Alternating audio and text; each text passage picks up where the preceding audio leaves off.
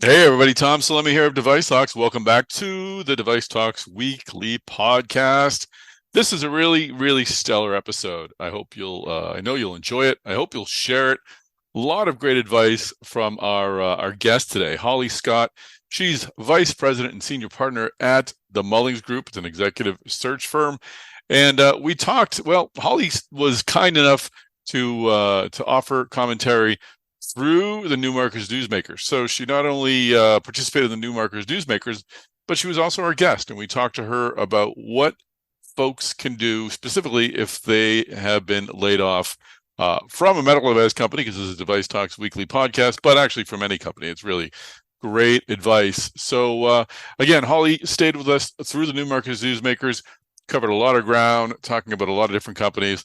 But make sure you take some notes at the end. She's got 5 great steps for ensuring that if you've had a minor setback, it will only be a minor setback. And you can find great new opportunities quickly at your next job. So before we begin this episode, though, I wanted to remind you of a few things. Number one, and this is kind of related, we're starting our season 4 of Device Talks Tuesdays. It's happening on noon on Tuesday, brought to you by the great folks at Cybellum. We'll be talking about healthcare supply chain security, specifically against cyber threats. You can go to devicetalks.com to get more information about that presentation. But that will start off, again, season 4 of Device Talks Tuesdays. We'll be back every Tuesday, usually at 4 p.m. The one on Tuesday with Cybellum is at noon, as I think I said. But usually we'll be at 4 p.m. Eastern. And we're really grateful to everyone who's participated in the past. And I really do think Device Talks Tuesday is just a great way for you to solidify your skill set, to learn how to do new things, to understand how you might do things you currently do better. And it is time well spent, and it is your time. You can spend it when you want. You can register, you can watch it live, and that's always fun because I get to interact with you. But you can also watch it on demand. So if you can't watch it until you get home at night, it's an hour. You can have the laptop on the kitchen counter when you're preparing dinner, and have your Bluetooth headphones on and sort of keep an eye of what's going on. So lots of great ways, again, to remain informed, to keep sharp, and to keep your career moving forward. We'll have over 30 episodes of Device Talks Tuesdays this year. So make sure you go to devicetalks.com to check it out.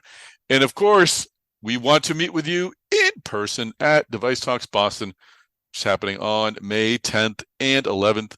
We'll get the full agenda up soon, very soon, or I will be punished by our events team. But the pieces are there. I'm just putting the puzzle together, and it's going to be great. There's so many great conversations with our partners who will be giving their expert insights, but also we'll have presentations by Abbott and Boston Scientific and Zimmer and ZimV and Becton Dickinson and Olympus and Philips, and I know I'm missing people, Medtronic. So there's a lot going on, and I hope you will join us there at Device Talks Boston. Information on that is also available at devicetalks.com, and don't miss the opportunity to register with our early bird registration rate. You'll save $300, which is almost 50% off the full price. So it ain't nothing. And you have until March to do that. So check it out and register now. It's going to be a great couple of days, and for $395, it's a steal. So make sure you go to devicetalks.com and register right away. That's it. I've talked enough. Now you get to hear me talk some more on this week's episode of the Device Talks weekly podcast. All right, you ready for this? Ready.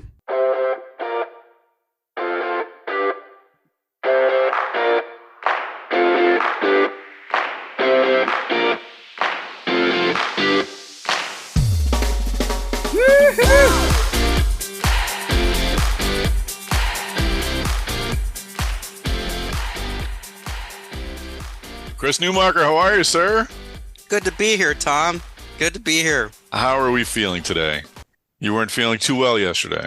No, yes, we're talking on Friday, and like people listen to the podcast enough know I have little kids, so we get everything imaginable in our house. So yeah, this was Mm. the Newmarker family stomach bug palooza going on this week, But I think we're moving.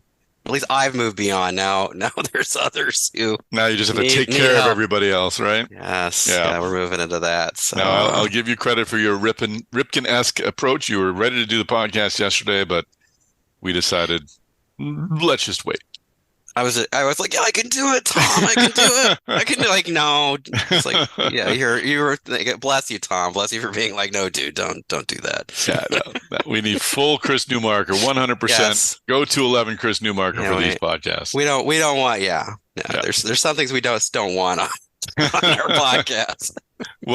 Something we do want on this podcast are great guests, like our guest today, our guest co-host. We have Holly Scott of the Mullings Group. Welcome, Holly. Well, thank you. Good morning, Tom. Good morning, Chris. Thanks for having me on. Yes. It occurred to me, I think we talked on the phone yesterday or Wednesday, and it might have been the first time we actually spoke to each other, but I see you on LinkedIn and you see me LinkedIn, and we comment so much all the time that you swear you know people, and then you're like, oh, that's what she sounds like. So it's great to, and actually now we're seeing each other. So this is fantastic.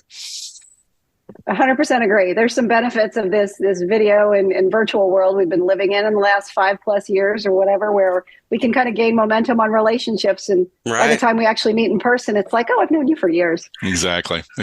So we'll you've been kind enough to join us and add your expertise to the Newmarker's Newsmakers, since Chris and I have run out of interesting things to say, I think, but we'll do our best to muster them. But after that, we're going to just talk about the last item, which I'll spill the beans. It has to do with the layoffs in the industry, and I just think, I mean, we've all been at a point in our career where we've had to reset, either because of our decision or someone else's decision. In my case, it was someone else's decision, and there are ways I think things you could do to find an even better place than you were before. So hopefully we can explore those sort of discussions or follow that sort of discussion a little later on in the podcast. So, but before we get into the Newmarkers, Holly, how did you wind up at the Mullings Group? It looks like you joined the medtech industry around the same time I did, the mid to late 90s. I did. I came to know Joe Mullings through another search firm experience I had been at for about a year and a half. I was recruiting in chemical engineering, and I was doing fine. It was an interesting business model. I liked what I was doing. I liked the people I was doing it with, but the market itself was sleepy. Chemical engineers move from Iowa to, very rural Georgia. And, it takes like 3 to 6 months to actually move them. And, it was interesting. I learned a lot. And at the time, the Mullings Group was at its infancy and was introduced to Joe. And he said, in no uncertain terms, I don't know about this. I don't do well with women. And I said, yeah, well, let's give it a whirl. And basically, I said, I'm going to learn from you for a few years, and I'm going to go out and do it on my own. He's like, all right, high five, let's do this.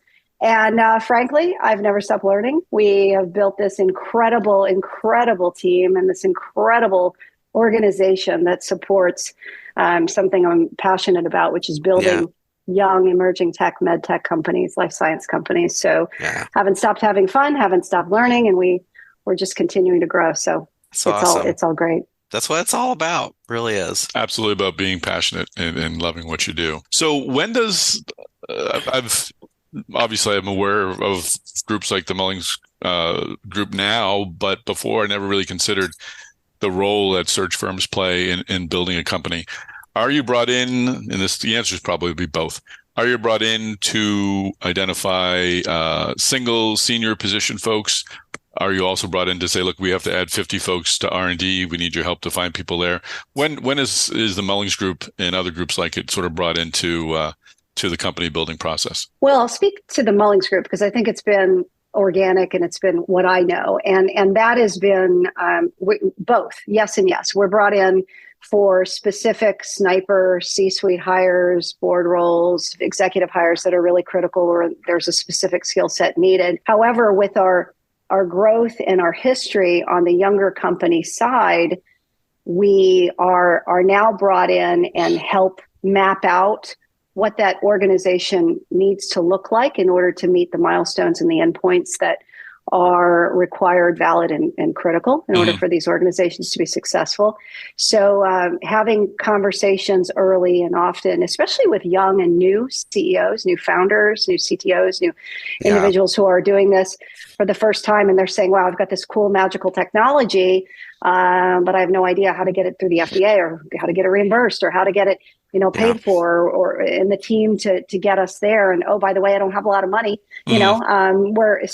so we take all of those pieces into account. And that's where we've gotten really strong at building organizations holistically. So we don't think as headhunters that are going in and recruiting for one hire. We're thinking, how can we help this organization move this technology forward? Because I see the clinical benefit, I see the patient benefit, the surgeon benefit, the payer benefit. That we think more big picture, and that's because we've been doing this for 30 years. It's really the byproduct of placing the early R&D engineers that have become the CEOs and board members of today. So that's where it's been a beautiful ride.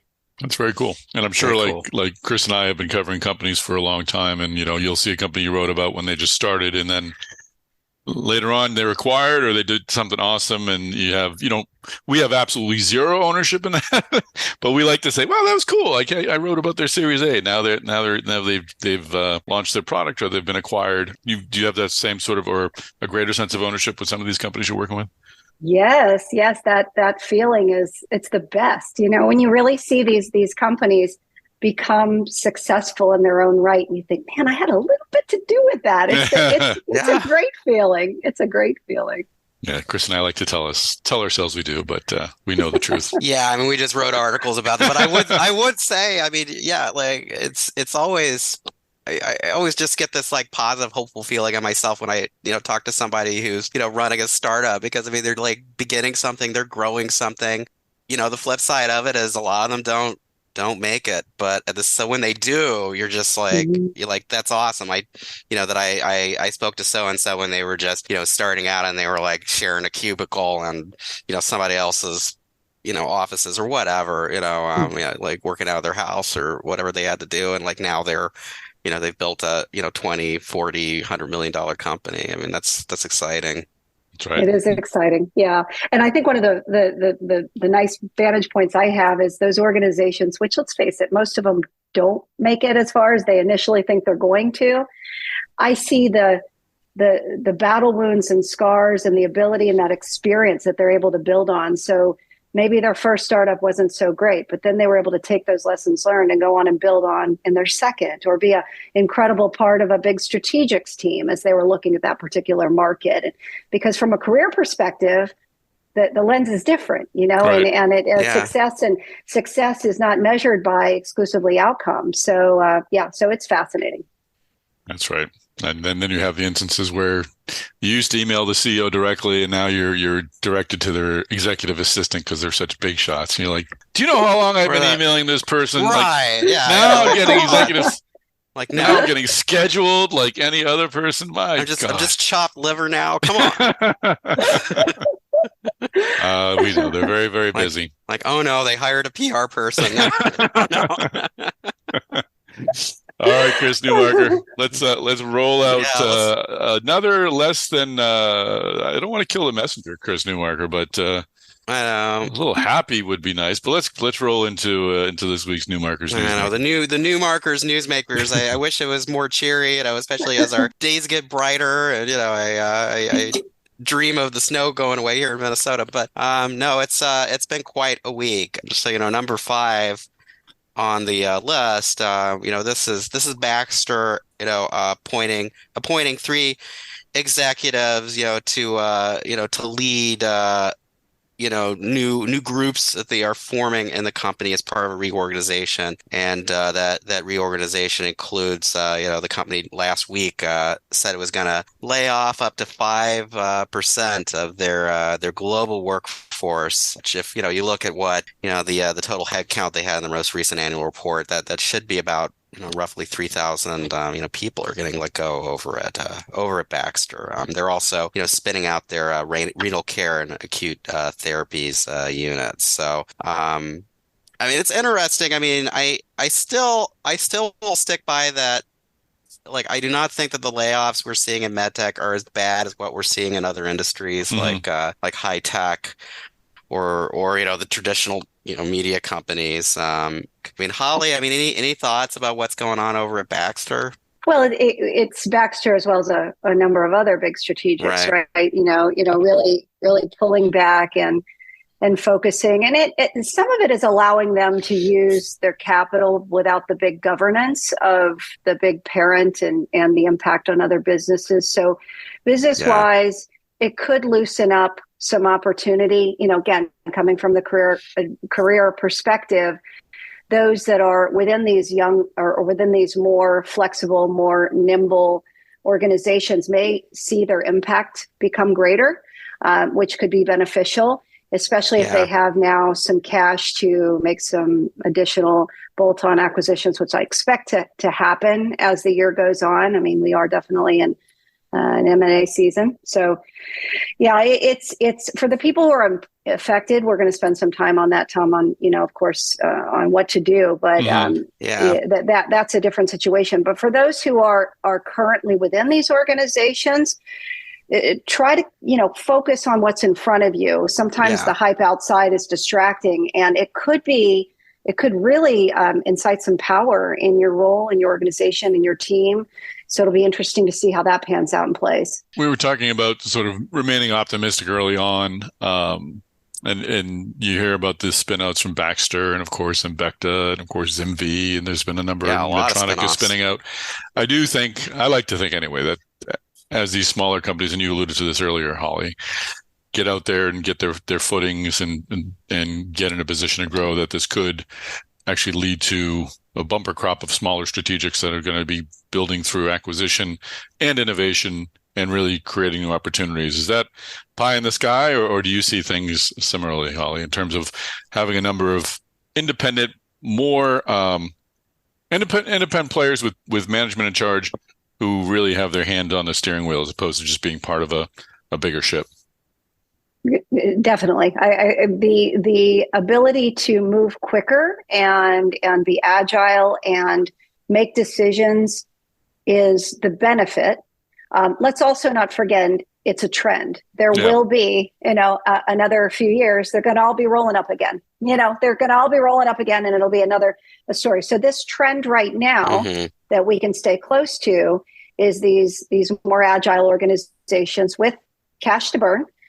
They're profitable, and they are going to need bolt-on acquisitions, especially in the AI digital space, because Yeah. no one's, and that's really good news for the tech sector that's been hanging in and around and the healthcare marketplace. Is those opportunities are coming, and they're going to need these organizations to be part of the future of these new business units. There's no way that they can be successful without them. You mentioned Embecta. I mean, Tom, I mean that's kind of an interesting story because I mean right now, I mean their stock is up pretty well in recent weeks because I mean they beat the street really well. They upped their guidance and they're working really hard on, this patch based closed loop insulin pump for people with type 2 diabetes. And it's hard to think that they would be trying to move as fast on that if they were, still in like a larger company such as BD. So I mean that's kind of exciting to see those smaller companies. And you're right, Holly. It seems like it's a cycle that we see over the decades. You acquire, and then you spin off and spin off. But it's kind of exciting to be in this time when we got like kind of like these smaller companies that are more pure med tech, like trying to do some cool things. Mm-hmm. Absolutely. Well, there's that it's the checks and balances, right? So we get to a point where there's got to be the change, and that's what's driving it. They need to course correct, adjust, and then we'll see the gaps. They'll declare themselves. They already are. They're starting to look at where those gaps are going to be. And these larger strategics don't innovate. This is why we've had a tremendous practice. It focuses on young organizations that do, because that is where the money goes in the times that are challenging. And then the organizations that come back to fill those gaps come back to these types of companies as potential bolt-ons. Kind of funny. could leave for another, smaller company that's doing something exciting, then you eventually end up back where you began potentially. It's kind of wild. I've seen that happen. That I've seen happens. it Yeah. happen You're more. like, wait, I'm I've seen it back. I'm happen many back. times, actually. Yes, yes. That's why I always counsel people, make sure you resign on as good of terms as Yeah, no, Exactly. possible. as they said it, what the old Hollywood say, be nice to people on the way up, That is right. That That's is right. right. Don't burn those bridges. All right, Chris Newmarker, Yes. let us roll on to number 4 on the Newmarker's Newsmakers. This kind of plays in a bit into that whole talk about the, dynamic of like really large companies, innovation, whatnot. This was an interesting lawsuit we came across in federal court in California. There's, Applied Medical Resources, which I have to confess, I mean, they kind of fly a bit under the radar in the news because they're a privately held, company in California. But I mean, they're an 800 million a year company with 5,000 employees. I mean, and they've been working for decades on innovation in the surgical devices space, but they're suing Medtronic. They're saying Medtronic's acting like a monopoly in the surgical devices space, and the lawsuit that they filed is focusing on advanced bipolar devices, and they're saying that Medtronic is shutting them out of hospitals with bundling agreements. That's their accusation, and they're basically saying like our device, which I mean these devices, by the way, are used to cut tissue and seal blood vessels, but they're saying our device is more affordable. But Medtronic, makes so many different things because they're such a huge company that these huge group purchasing organizations and even individual hospitals are like, well, we can't buy this because we'll like run afoul of our overall bundle agreements and all the savings that Medtronic gives us. And they had an interesting stat in their lawsuit where they said that here in the US they have 3% of the share of that market, but in Europe, where there's a lot more scrutiny of the bundling practices, they've got 50% in some Wow. countries, So, I mean, it'll if this was like a really tiny company filing something like this, I'd probably, but they're 800 million company. They have money. I know they had a lot of litigation with Covidien in the early 2000s over trocar devices. We'll see where this goes. I mean, I've also noticed the Biden administration's been a lot more aggressive on antitrust activities. So, Medtronic shared a statement saying the claims are baseless and they'll defend themselves against this lawsuit. So we'll see where it goes. Yeah, no, it's interesting. I mean, on one hand, it sounds just like normal business practice, so it's the act of bundling. But how much is too much, I guess, is the question, right? If you're completely snuffing out competition. I don't know, Holly, do you have any insights in this? It's one that I have a hard time getting my head around. Yeah, I kind of had the same feeling you did, Tom. It's almost like business as usual, unless this is going to be a class action deal. You're talking about this is the bundling and the purchasing contracts and agreements. Boy, that's a big nut to go after. So I give them credit. They had to be 800 million to try and chase this gorilla. So we'll see what happens. Yeah, you're right. I think they probably see is any other companies going to join them on this?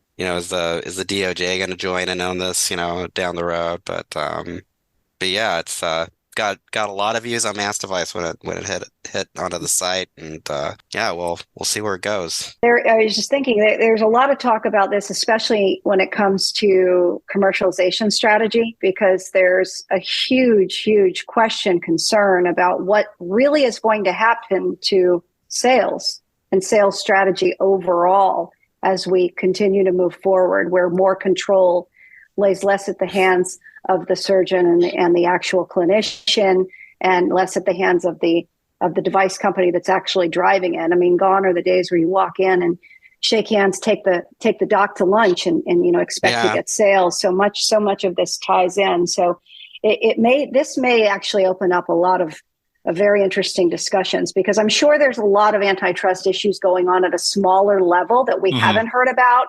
This one is one that we got big numbers attached to it, but these kinds of cases are always bubbling, and typically they don't get very far.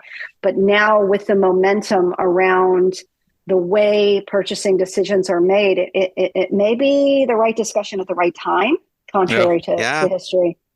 Yeah, I think it also will depend on sort of who's in Congress, who's in charge. I could certainly envision a time when suddenly medical device companies become the target du jour, and the entities responsible for all of this or all of that. So it's not too hard to envision the environment changing quickly, and these issues becoming more important.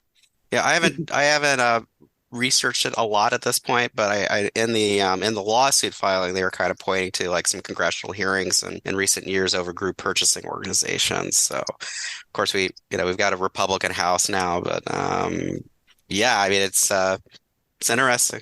I mean, we were seeing Congress's targeting of tech, and yeah, it seems to fall on the Republican side of the House now, but it could easily just fall on the Democratic side as well. I don't think it's necessarily Yeah, a red or blue sort of issue. you're right. If it becomes low-hanging fruit for someone, could certainly see things turning around quickly. So this certainly is one to watch. You're complaining that your constituents are, Yeah, are getting, soaked on medical costs because of whatever, Yeah, that's an issue that has traction. yep, for sure. I feel like we're seeing a lot of court cases coming to fruition. I wonder if this is sort of the backlog from COVID. You think? You think things are just kind of working through the system now? Yeah, it could be. Yeah, I Yeah. mean, Maybe I'm it's like wrong. Maybe I'm just was used to not seeing any because of COVID, and now it just seems like there's a lot. But I feel like we're talking about this every week. there was, when the pandemic started, there was a lot of, a lot of stuff getting just settled, Yep. including an Yeah, IP, that's so we right. had a lot of stuff, because it was like, yeah, it wasn't worth it to fight this out when, the world was kind of ending. But, now we've moved beyond that period, and, it's like, all right, let's, it looks like the lawyers are back to work. So I thought it's Jim a good time to Hammer. be a lawyer again, I guess. I thought, I thought Jim Hammerand on Medical Design and Outsourcing had a great article about Minerva and Hologic. The Oh my headline gosh, yeah, was device display backfires on Minerva in patent dispute with Hologic, and it was the U.S. Court of Appeals for the Federal Circuit yesterday yeah, upheld a lower court's ruling against Minerva Surgical in a patent dispute with Hologic, and the founding was essentially that Minerva had a prototype that they displayed at a industry yeah. conference, and by doing so, that put it in the Gosh, public use arena. They weren't able to file a patent for yeah. it because it was already in the public use arena. So They're that was interesting. We're always sort of kind of rolling our eyes at how sensitive medical device companies are at showing us this and not showing us that. But I read that, I'm like, okay, like I see why yeah. people are very careful. And Minerva made the argument in the case, like, well, we hadn't put it in a person yet. Yeah, right. And the judge was like, nah, Yeah, yeah. It was out there in a room with it kind thousands of of people worked. walking around. Yeah, it was a prototype. You had a Yeah, prototype. Like, oh my yeah, gosh, yeah. I think anybody who is involved in trade shows at MedTech yeah. should read that article. I think it was a really good read, and yeah, Jim had a good way of introducing it. No, So I had that at MV&M West. I forget who I walked up to their booth, but they were still setting up, and they're like, "Oh, you can't see that. Oh, you can't see that. Oh, you can't see that." And now I understand right, why. So, yes. all right, Chris I Newmarker, still let's. I still remember visiting one design firm around the Twin Cities where they're like, "Can you just sign this non-disclosure visit, the agreement before you walk?" And I'm like, "Then why do you have me here?" Exactly. I have to disclose. That's my job. That's my whole reason for existing. I'm a discloser. That's right. Oh my gosh. Uh, what's Oh number 3 on the gosh. list, Chris Newmarker? All right, number three on the list. We have Titan Medical. At this Oof. point, yeah, I mean they laid off a lot of senior leadership. Actually, some background was that they recently, I mean they were looking for strategic alternatives, which included potentially selling the company, but they basically recently announced that I mean apparently no one's really interested in no one wants to buy the company right now, or it seems like they've had trouble finding somebody, so they're focusing a lot more on just selling the IP. That's resulted in them laying off 48 employees actually they've laid off at this point. They've got 18 remaining employees at the company. And now a lot of senior leadership is out as well. So, it's just, tough story. I mean, it's a really competitive space, surgical robotics. They had trying to bring to market a surgical robotic system that had kind of like these snake arm instruments that could go through a single incision, but Yeah, this just looks like at this point they're looking to sell their IP. One interesting thing was a lot of that IP they were, like one thing that helped keep them going for a few years was they had a, partnership with Medtronic. Yep. So it's just sometimes it's hoping for the best over there.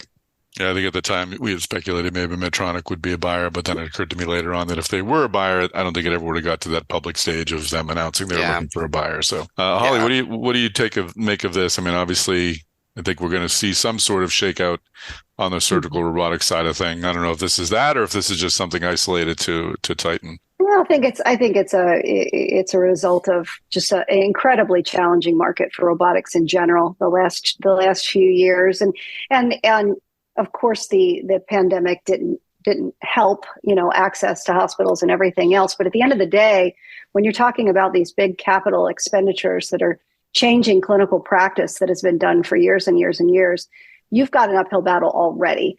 So, Titan, unfortunately, this was not too much of a surprise. I will say that there's some incredible talent within Titan, as well as within many of these robotics companies that are in working through what they need to try to get something to market. There's the talent and the experience and the aptitude that they've had to bring to these organizations to move the needle on the complexity. These are incredibly challenging devices and clinical protocol and everything else. So, I mean, unfortunately, Titan in particular wasn't a huge surprise. The writing's been on the wall for, a long time. And it's more of what we know to be true in the surgical space. There's light at the end of the tunnel. There are companies that are coming through and doing some really cool things. Yeah. But it's taken a lot longer, which means it's been a lot more expensive than most people expected. Totally. Yep. Yeah, you're right. The pandemic threw up more challenges on some of these companies. But yeah, at the same time, it's a very competitive, very exciting space. I mean, kind of the flip side is some companies then, if you got that amount of competition, aren't going to make it to the other side.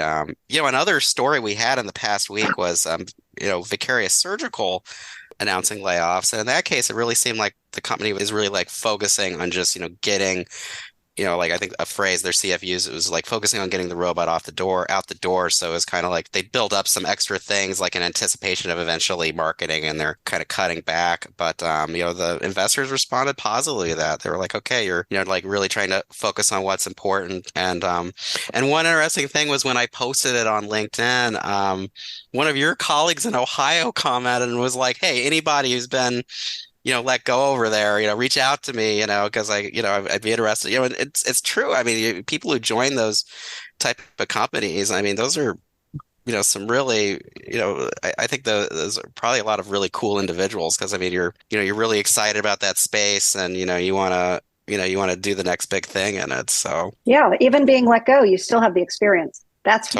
again, it comes back to the career lens. What I see is the individual who goes to these very novel entrepreneurial environment where they're trying and pushing the needle on something dramatically new. That can't be taken away from you. That goes with you to your next venture, and you are a better, stronger version of yourself when you come to your new opportunity. It happens. Exactly. And no, that's a great point. And surgical robotics certainly is, I think, one of those fields where we talked earlier about passion and loving what you do. I think people who get a taste, who maybe are in the robotic space and get into surgical robotics and medtech arena, kind of get the flavor of creating products that can actually do some good. And I suspect it feeds on. I'm sure some will go back to general robotics, industrial robotics, but I suspect a lot will have been bitten by the medtech bug, and we'll try to find other opportunities. And I mean, this is a plug for us, but May 10th and 11th, we'll have Device Talks Boston, but we'll also have the Healthcare Robotics Engineering Forum, which is one of ours, happening at the same time in the same building, and the Robotics Expo. So if you are someone who is interested in healthcare robotics, surgical robotics, and the medtech industry, go to devicetalks.com. If you register for Device Talks Boston, you can go to all three events, and you stuff your mind with all things robotics. So it's a good opportunity for you to connect with people, but also just sort of build your knowledge in the space. And speaking of surgical robotics, we were talking this week about Ascensus. They seem to have a lot of things going on. They announced earlier this week that they've got collaboration with Google Cloud to Yeah. advance performance-guided surgery. And then yesterday they announced something, an agreement with Karl Storz on marketing intelligent surgical unit and co-developing a new vision and instrument platform. So Yeah. Ascensus is starting to make some moves, which is interesting.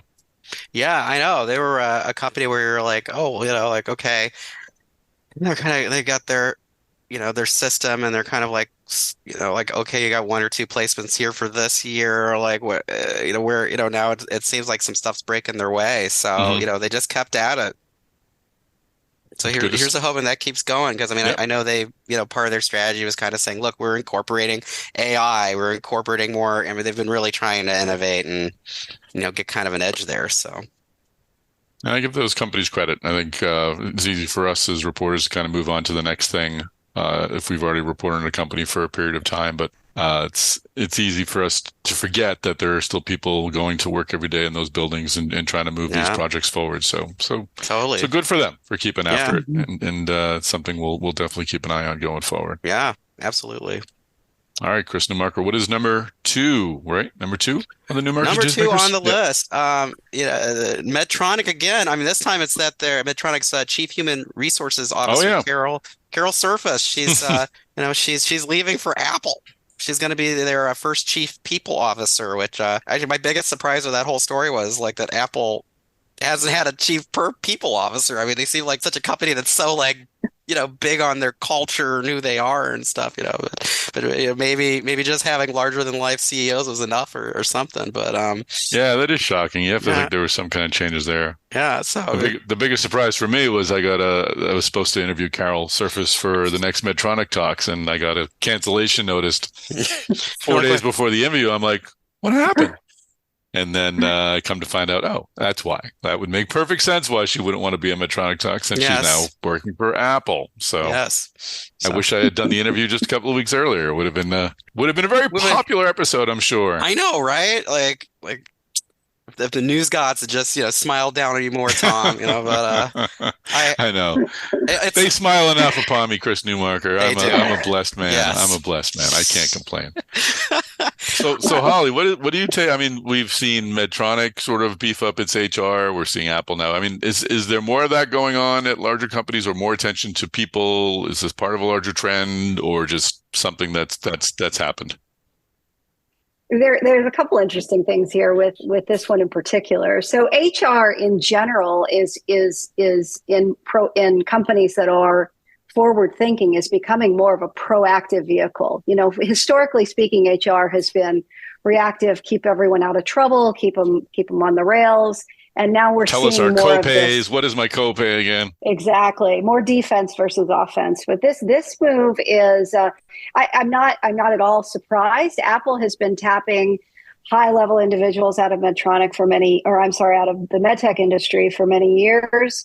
Interesting. Sometimes it sticks. Oh yeah, especially on some of their quieter stealth mode projects. We've seen some incredible talent that have gone over for various reasons over, honestly, 20 plus years. It's really fascinating, that company. And in terms of the hiring chaotic frenzy that's happened in the last few years with tech, that the only company that has really been resilient and has not had to go layoffs has been Apple. So Apple has withstood a strong mantra of hiring to demand and trying to really not have to really prevent the need for mass layoffs. So it's an interesting time for Carol. It'll be an interesting opportunity. And for Medtronic, it'll be, I'd like to see who they bring in and put in the next spot, who's next in line there. Yeah. But in terms of, we are seeing more cross-pollination between tech and health, and those lines are continuing to blur. And back to, your point about some of the robotics and tech talent that have the option of going to automotive or going to other robotics plays, or look, there's plenty of opportunity in healthcare. We're still seeing 70% of our business incoming with a medical device classification have a tech component, at least, if not more. So there's tremendous opportunity on the digital side. So it'll be interesting to see how HR continues to evolve. I love the proactive people stance versus human resources. And Chris, we did see that Medtronic announced that they're expanding the duties of Terod Neptune, who had previously just been head of communications. He was SVP of corporate marketing and brand. He'll now take some of Carol Surface's duties, including the oversight of the Medtronic Foundation, which is something we highlighted on the Medtronic Talks podcast, which is an effort to increase healthcare access for folks in communities that aren't getting the access or the healthcare that they need. And also Medtronic Labs, which is described as a healthcare systems platform that, again, is focused on community-based tech-focused services for underserved patients and families. So they're definitely realigning a bit at Medtronic. So they're pivoting. One interesting thing was last week, the Medical Alley Association held their annual summit downtown here in Minneapolis, and it was all about HR. It was totally about HR. It was totally about, the, company, culture and kind of like trying to navigate, including like on top of, all these changes with workforce. You've got, the whole question of bringing people back into the office somewhat and navigating that, so, but I stopped by at the reception afterward, and I was hearing stories with all these high tech layoffs going on in, in NorCal. They've had, they're going out to NorCal and talking to people. They're trying to, get some of this tech talent to the medtech companies around Minneapolis. And they don't have to, I think it's great around here, but they don't have to move here. They could, work remotely, and, maybe down the road, they'll start to get them to visit, in the summertime, and get them hooked up on this place. But, it's kind of exciting. There's actually kind of an opportunity, around here all the medtech companies want to get more digital features, want to get AI, want to package all these things around their technologies. And as tough as these, high tech layoffs are, they're, offering an opportunity to bring in people with some abilities who could help, medtech, go to where it wants to go. That's a great point. And Holly, I want to focus on your comment about tech companies that have kind of drawn people from medtech, but I do want to explore this point that Chris is bringing up right now, just as far as remote workers and working from home. I feel like CEOs everywhere are like, they've got the box with the stick and the carrot, and they're trying to get workers to get back under the box and get back in the office. Come on. And very gingerly, like they're very carefully, like just waiting, like, come on, little bunny, just get in there. That's right. How are things looking remote work wise? Are people demanding it? Are there demands for that softening? Are they willing to go back in the office? How does that sort of play into recruiting today? I'm drawing a diagram. I got to bring that stick and carrot thing to my team. Just a second here. No, in general, the trend is certainly a momentum to return to FaceTime. Return to offices, whatever that might look like. But people don't realize what they missed in the last few years, and they're, especially the younger population, the people who are early in their career and graduated during COVID or shortly before and are accustomed to remote work. They don't know the mentorship that they miss. They don't know what they don't see. We all know on this call, because we've been in both environments, and you see the pluses and minuses. I mean, there's certainly some benefits, and there are some companies we have them on both sides. We have some that are still 100% hybrid and remote, don't want to take on the capital costs of brick and mortar, just no sense to it. And then we have others that are like, look, if they don't want to be in the office every day, I don't even want to have a conversation with them. So, wow. There's the extreme. But in general, the lessons learned of the last few years have teed up a general return to office preference. Wow. So that is absolutely a fair trend. Okay. So if you're talking to a candidate and they say, obviously it's case to case, but I think a year ago they might have said, I'm not moving, and you might have said, okay, that's fine. Sounds like today, like it's more like let me talk to the company. Things are changing a bit. Yeah, and I encourage them to look at that impact for their own growth, short and long term. Yeah. And right now we're and moving forward, you're in a situation where you need to be where your marketability and your experience is going to continue to grow and be leveraged. So I encourage people to think in 3-year clips.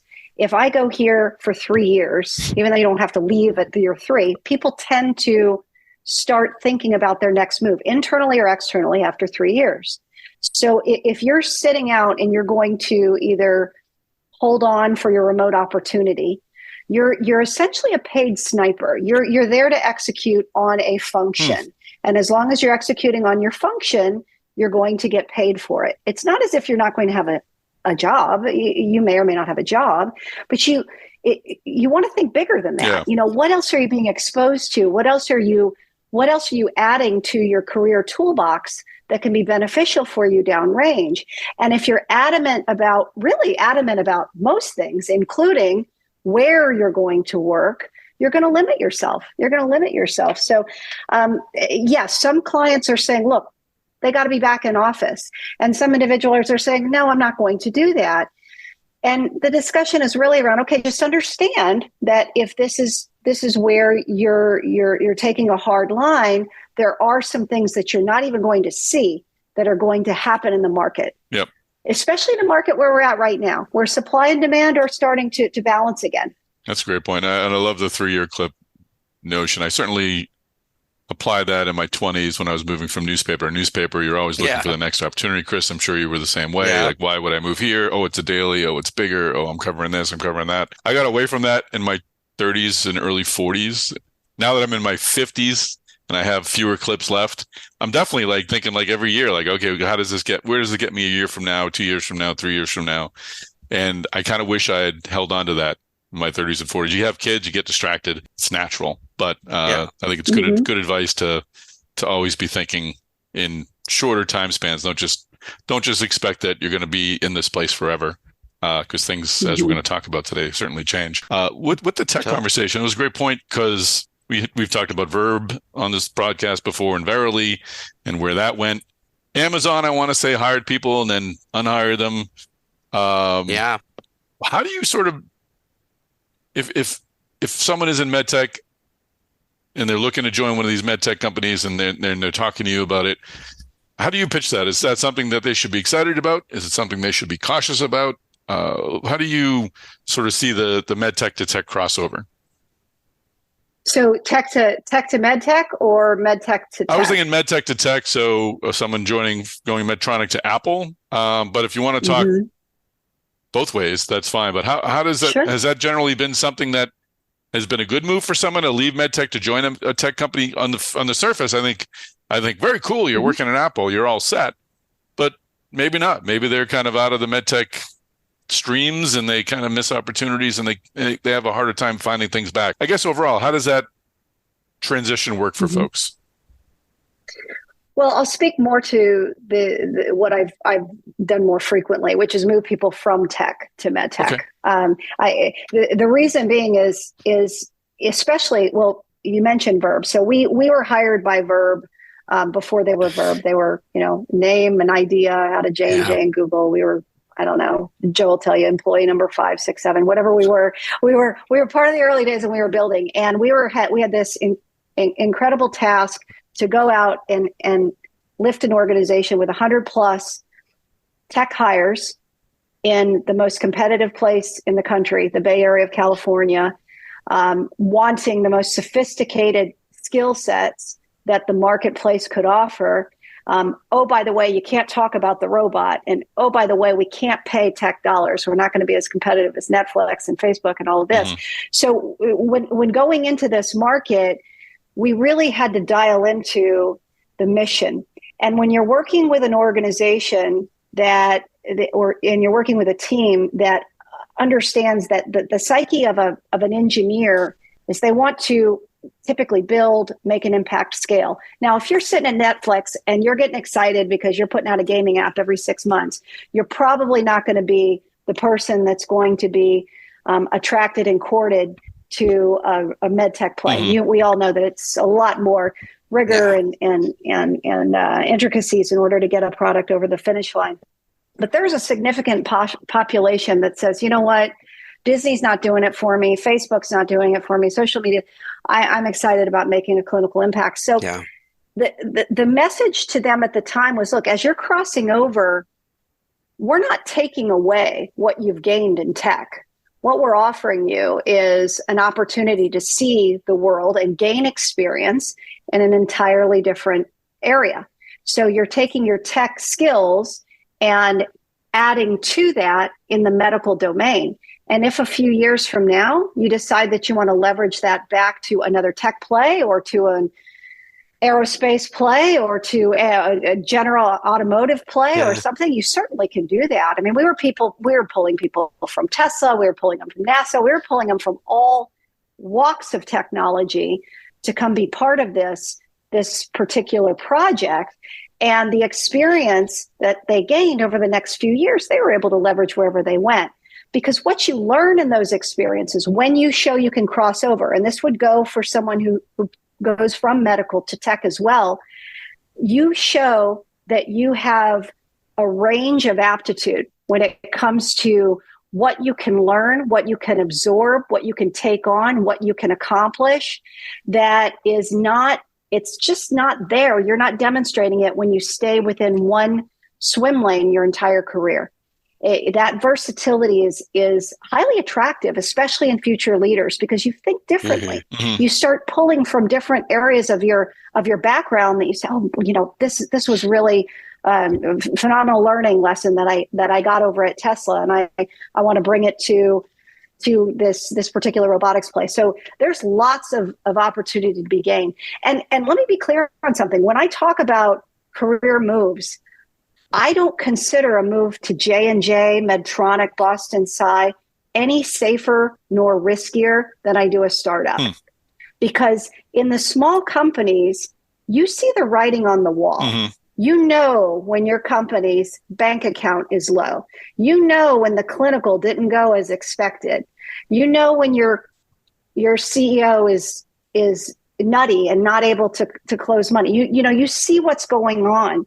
In the bigger companies, the moves are happening around you, so the puppeteering is going on. So as an individual, I encourage everyone to think about owning their own career path and really working towards marketability that they expect to see post 3 years. So that 3 years it's just arbitrary, but it's a relative point, because most people after 2 and under 4 start getting squirmy. They want something new. They want to be tasked with something new, challenging. They want to take on and own something. And if it's not found internally, they move. Yeah, it's a far cry from the days when my late grandpa worked, 50 years at a pet food factory, working his way up to foreman. I mean, that doesn't, that's long gone. I mean, and those roles are there too, right? We still need factories. We still need certain things. But when you're talking about an industry that's as dynamic as healthcare focused, where the game is upped every single day by new iterations, new drugs, new devices, we all want to live longer, healthier lives. That's non-negotiable. It's 100%. So all of these organizations, as they map towards that, they're changing and they're moving.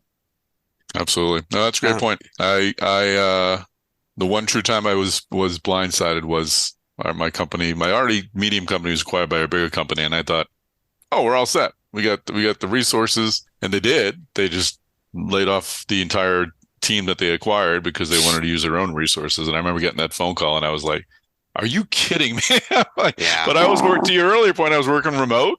I didn't talk to people in the hallways. You didn't get a feel for you're right. But smaller companies I've been at where, you just kind of talk to someone, you're like, something feels weird. Does something feel weird to you? Yeah, something feels weird to me. And then the news comes a week later. You're like, yeah, I thought so. Okay, that's a great point. Wow, this has been a very informative Newmarker's Newsmakers. Yes, Chris. it has. I feel like we're breaking down all of these lessons as the news comes. So I think we hit everything on this one. You want to roll on to number one? Number one. If you want to, why we're here, actually. Yeah, I mean, if you want to be, following all of the layoffs that are happening in Medtech, we have a story on Mass Device that our associate editor Sean Hooley put together. Layoffs in Medtech.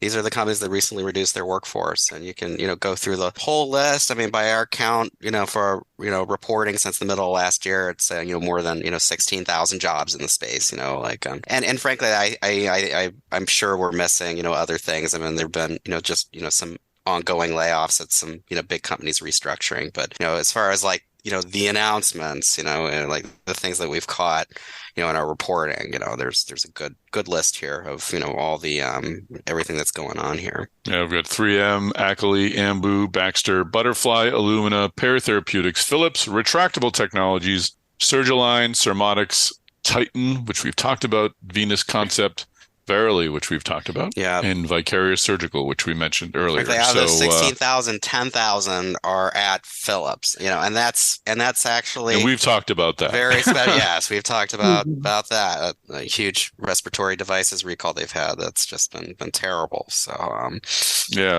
takeaways from the list, I see, Achille and Peer had some pretty heavy cuts. So, kind of calls into question digital therapeutics and digital healthcare and whether that has legs. Others just sort of, we talked about Vicarious, and Chris, you mentioned earlier, it was more of it looks as if the jobs were cut from sales and marketing, and they really want to focus on the engineering and really get their product to market as quickly as possible and meet their time frames. So I think there's a factor going on, with interest rates going up. Money just isn't as easy to get as it used to be. So, back a year or two ago, you could have a larger sales, force, in anticipation of a future launch. And now it's kind of like, no, we need to be a little more careful here, and focus on what's the most important thing we need to do here, which is, get your product to market, So, I think that's been, a factor as well. The money just, do you have that sense, Holly, that just money just isn't as easy as it used to be to get? Oh, well, yeah. And this is stemming from the last few years of the inflated valuations for younger companies and the bullish investors coming in from different markets. And there's a lot driving that interest and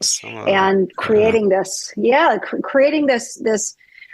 So many of these companies were in this, what I call frenzy hiring mode. Mm-hmm. So if the tech companies are competing for tech players and they know they have to move fast, there was a lot of hiring going on at such a rapid pace. Put it this way, we couldn't even do a salary survey because yesterday was rearview mirror. The salary increases were so substantial on literally a daily, weekly, monthly basis that it was impossible to track except in real time. So that can't continue forever. Yeah. And I feel deeply for those who are impacted by decisions made outside of their control. However, for all of us as humans, this is natural and it's the way of life. We have to get back to some sort of balance when it comes to supply and demand and real focused work.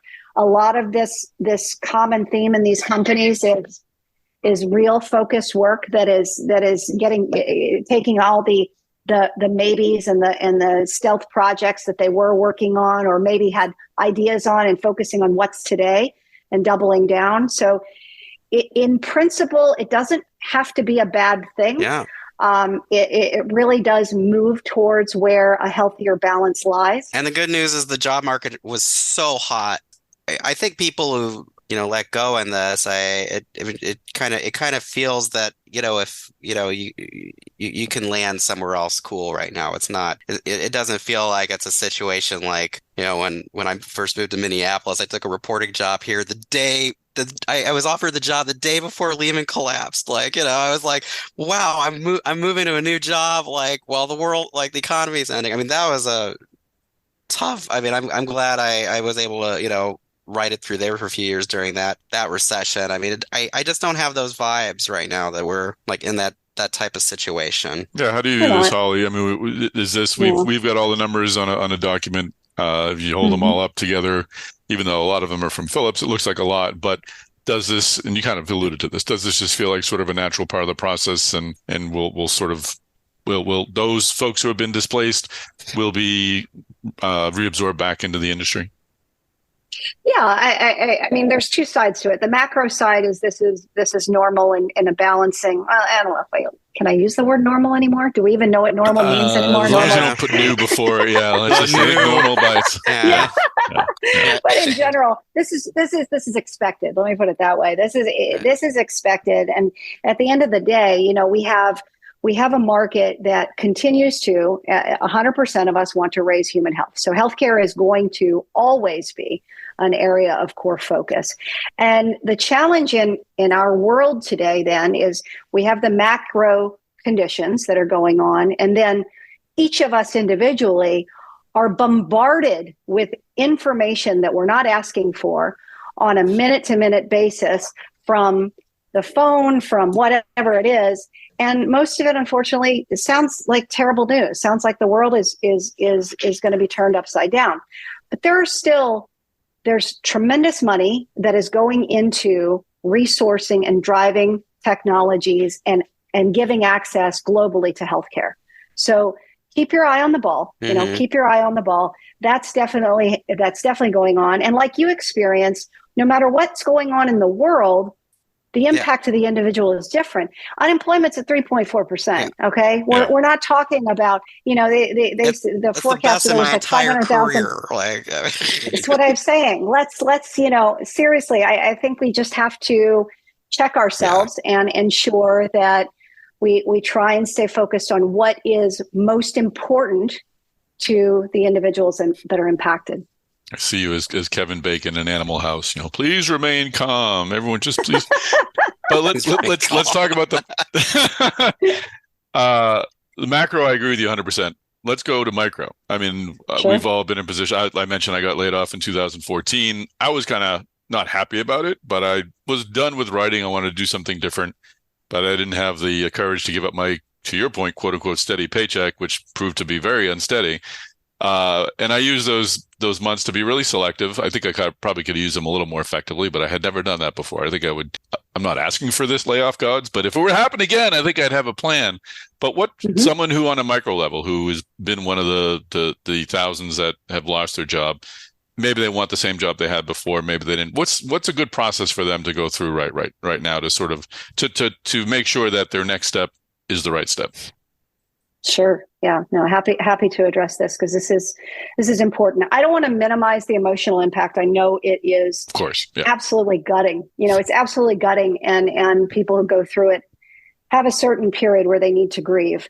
However, as a business person, as someone that you can consider a coach in this area, I'm going to tell you not to cry in your Kool-Aid for long. Okay. So let's take control of what we can, and let's really get action in place that can get you your next opportunity, because we have more tools available to us today to own our career path than ever before.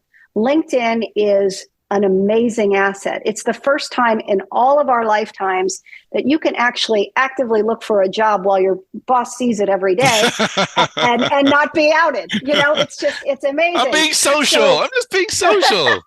Right, exactly. So, in terms of steps, step one, think of yourself as a business, okay? Rather than I'm an individual who's been paid for this function, think of yourself as a business.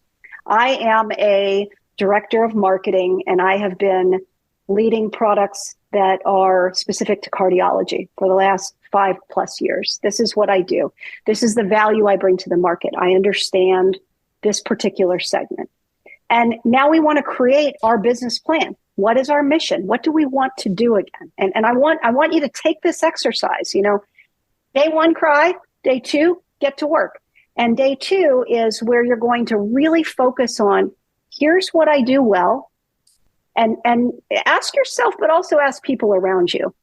What have you, my peer, the last few years seen that I do really well? What have you, my former boss, seen that I do really well? What are some of my shortcomings? Don't be afraid to know yourself. This is a great opportunity to do it. Let's rip all the Band-Aids off. Let's get to know what we do well. Second is assess your finances, okay? Because when people operate from a position of financial insecurity, they're misinterpreted when they're in career search. So it doesn't work for you in your favor if you're operating from a position of desperation or financial insecurity, because it comes back to fear. Yeah, it really does. And when you operate in fear, if you're in fear, then you exude fear on those around you, and it's just not a natural. It ends up being, I'm not sure. There's something about that person. I'm just not wanting them on the team. That's the feedback that we end up getting. So try to check your finances so that you are minimized, and just like a business would do, that you have your burn under control for as long as you possibly can, because I'd rather you have a longer runway and be surprised at how short you find something, right? And apply for unemployment. That was something I didn't do. I'm like, oh, I'll find something quick. I don't need unemployment. That's one of the things I would do different. I'm like, what are you doing? It's like I limited my options by not applying. So that's right. That's what it's there for. Cry day one, apply for unemployment day two, but continue. That's right. That's right. On your list. Oh, the worst piece of advice anyway gets is like, it's like, oh, you were laid off. Like, take a few weeks off, just relax. Like, no, you gotta get going with stuff. Yeah, well, some people need that. I can only speak to experiences of the people that I work with. The power players, the force multipliers in companies, you put them on vacation too long, they're usually uncomfortable anyway. So we're not talking about people that are going to be pulled out of their craft and be happy doing so. When you've got this looming over your head that your money is finite, then you typically want to get something going. So make sure that you've crystallized you've got your marketing plan, or you've got your business plan. Now, what is your marketing campaign going to look like? And I mean this sincerely, as anyone as technical as an engineer, a software engineer, a scientist, or someone who's on the commercial side. Think about who and what. Who are the people who would want to absorb your special skills? Mm-hmm. Who would you add value to? Mm-hmm. Who is that target population? And with LinkedIn, with our Google, with the access to information these days, you can create a plan. You can create a list of companies that you're interested in sharing your value with.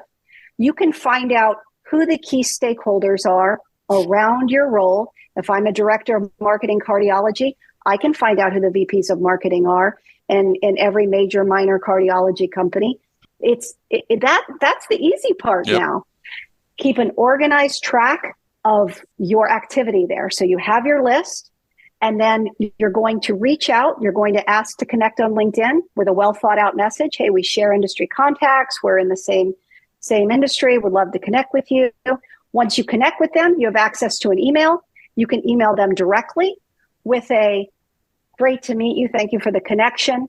Wanted to share with you that I've recently been impacted by this rift that you probably have heard of. I would love to chat with you about what your organization's up to. In particular, I'm interested in the diagnostic platform that you're working on with the AI, or I'm interested in the new valve work that you're doing. Get specific. If they think you're a rope email and they're going to toss it. Yep. But if you are really detailed and spend time on this plan and work your plan, so you're going to put out your emails, you're going to follow up in a week, because you're not going to hear from everybody. Okay, let's face it. This is a marketing campaign. You're going to follow up with them in a week. Hey, just wanted to remind you that I am interested. I'm very open to your organization. And at the same time, you're going to interact and engage with the company's content, because we have a huge advantage. We don't have to be at the cocktail party anymore. We don't have to hand out business cards to make that kind of recognition. I can go to Tom's feed and see what Device Talks is doing every day and like and comment, and I'm going to be engaging with him and getting to know him. And he's going to at some point say, who's this crazy Holly that keeps commenting on everything? And the people who are affected, that this is like, I know it's like pulling out your eyelashes one by one. The tech engineers, the software people, the people who are in R&D, who their personality is, look, I just want to sit in the corner and do my thing. Yeah, right. Give yourself an opportunity to do this, and you will be surprised. Push yourself out of that comfort zone. You will be surprised at how much comes back to you this way. Well, Chris, it is. Go out and do some networking events like Device Talks, or Device Talks for sure. I'll be there. I'll be there. No, but and please, everyone should be there. Go to devicetalks.com. But Chris, if you had a biomedical engineer who's on LinkedIn, who is active, who's sharing their thoughts about designing this, working on that within what they're able to share, of course, but just being out there, How much would you love that as an editorial type? How much would you be like, I'm following that person. I want to hear what their Oh, insights are, because you're it's writing about this stuff fantastic. and you want to know what they're thinking. Fantastic. Yeah. I mean, totally. And, if they're comfortable, they could eventually be, some kind of expert source in something I'm writing. So there you go. They could get their name out even more. So, I mean, Absolutely. totally. Mhm. And yeah, we joke about Holly, and obviously I know you in the Mullings Group, but I also know like people who like my stuff all the time. I'm like, oh, like you do get to know them. Like, oh, good. I'm glad they're checking in. I never have talked to them. Great. Whenever someone connects with me on LinkedIn, I always message them and thank them. And sometimes they'll reply and explain why they're connecting. And it's great. It's great to connect with. I love hearing that stuff. So yeah, people should definitely be using LinkedIn. Absolutely. I think LinkedIn's the best. I mean, Oh, it's fantastic. We don't want that to be your only game, though. Nope. Okay. I also want you to reach out to the people you've worked with today, yesterday, the past, anyone in your industry, and make sure you are working that network. Okay. That's the old fashioned phone call. That's your neighbor's friend who also is in medtech. That's all. Everyone should know that you are interested in continuing to add value to the marketplace that you serve, because that confidence, that energy, those conversations, they multiply and they'll come back to you. The other incredibly important point as we look at 2023 is we have come off the last few years of the hiring frenzy that I've been sharing with you. With that, salaries were ridiculous, okay? And we have to prepare for an adjustment. So please be conscious of the fact that your comp may be close to, it may not be all of what you're accustomed to or what you have earned for the last year. You may have to take a slight hit. You don't have to go out and volunteer that in the first interview that you're willing to do it. But at the end of the day, check your expectations, because this supply and demand is leveling a bit. You are going to be competing potentially with individuals that are perhaps not in the same cost bracket as you. Right. And you don't want to be seen as that being a hindrance. And the same goes with titles. I would much rather a VP stay in the game with a real strong director, head of, title of some kind, and they're doing really good, meaningful, impactful work that's going to continue to give them challenge and gain skills in a few years, than have somebody say, oh man, I've been a CEO and what's it going to mean on my resume if I go from a CEO and I said, let me tell you something, like, what's it going to mean if you're sitting out for 6 months plus? It means you're missing valuable world experience that we can continue to make you marketable on. No, it's a great point. Great point. I hope I tried to give actionable tangibles that people can turn on right away. Yep. Goes without saying, connect with our firm. Connect with our firm for a few reasons, not just because we're more of a direct and indirect conduit for you. Because when I connect with Tom on LinkedIn, I'm connected now indirectly to all of Tom's connections. And by connecting with our firm at the Mullings Group, you're connected indirectly with 150,000 people in the medtech industry. So how cool is that? That's just going to increase your exposure. That's great. And I would add my last experience. From my experience, I had the opportunity to go into a similar job that would have been similar to the job I wanted to leave, and I almost took it because it was what I knew and it was safe. And unfortunately, my wife and others talked me out of it because they could hear I wasn't really excited about it. Follow the thing that makes you excited, even if it's a little riskier, even if it's a little further out in the stream and it looks a little like a less stable rock. It's still going to get you further out in the stream, and then you kind of figure out what you're doing once you're out there. So take this opportunity to, if you can, obviously responsibly, take a chance and really pursue something that makes you happy and that gets you excited. So I hope people have that same opportunity as they're in this transition. Yeah, absolutely. And if you are in need of something else to do, I expect a real job search takes at least 3 hours a day. Okay, so 3 hours a day, if you're mapping out your world, at least Monday through Friday for 3 hours a day, you're mining LinkedIn, you're working your network, you're engaging with companies of interest, you're doing the old fashioned, you still need to look for job postings and applying and setting up interviews and such.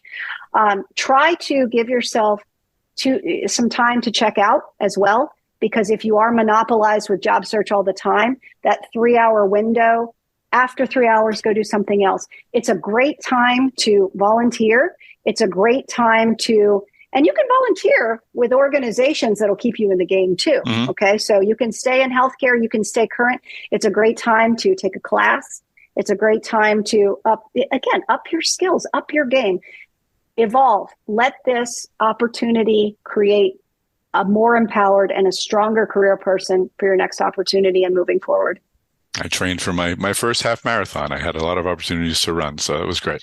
And I got to do it. There you go. How much value? I mean, I'd say one thing I had, one experience I had in my career was, there was a period and where I was freelancing, and that actually enabled me to, land my next position, because, somebody I was, doing work with was like, you know what, you're so good at this, we just want to hire you and get you in here to do it. And, that's kind of interesting, this kind of gig economy right now. You got people working on contract freelancing. I mean, if you're in between jobs, try to do some of that, make some extra money, that way. And you might find your next job doing that. That'd be just something I'd say from my own experience.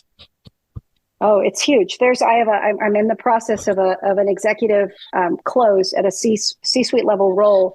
And he's bringing to the organization a strong background, but not specific disease state experience that we usually look for. However, he had a small consultancy with a company in this particular disease domain that ended up becoming the nail for him. That's what got him the offer. It's like, okay, they got over the hump. He knows it enough to do what he needs to do in this role. He's got 99% of everything else we want. And he has a snippet of exposure to this area. So you never know where those opportunities are going to take you.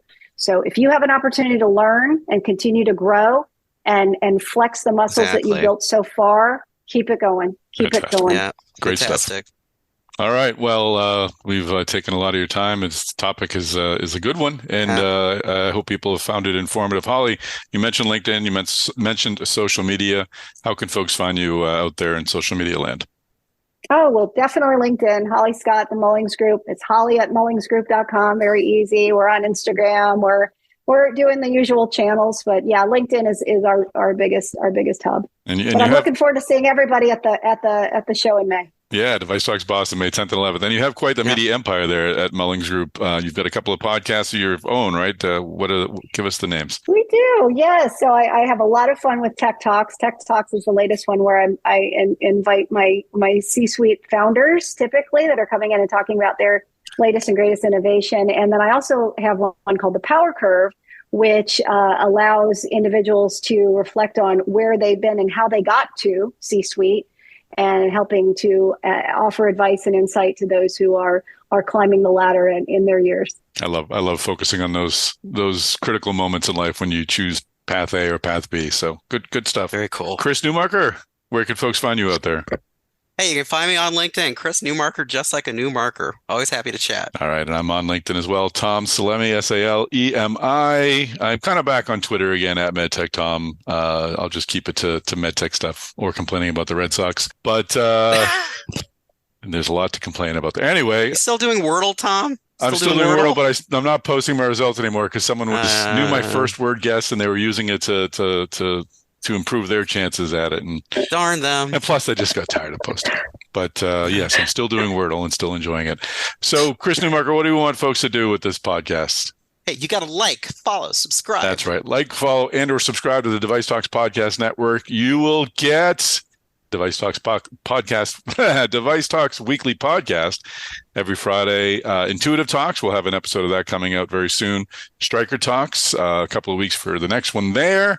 And coming up is Boston Scientific Talks. I'm actually recording our first interview today, so probably have that out. Smorgasbord of awesome content. Lots of great medtech stories, and of course, Medtronic Talks is sort of our first company-affiliated podcast that has its own channel. You can find that at medtronictalks.com. Again, any major podcast player, Google, Spotify, Apple, et cetera, et cetera, et cetera. And yes, Device Talks Boston happening May 10th and 11th. Go to devicetalks.com. I'm working on the agenda. It's nearly done. We'll have it up there next week. or I will get soundly beaten by our events team. But lots of great stuff coming our way. So keep an eye on devicetalks.com. And Chris Newmarker, where should I get my medical device news? Oh, you go to massdevice.com, and I encourage you to sign up for our daily Mass Device Plus 5 newsletter. Absolutely. Great insights there every single day in your inbox. All right. Well, Holly, thank you so much. This was a lot of fun.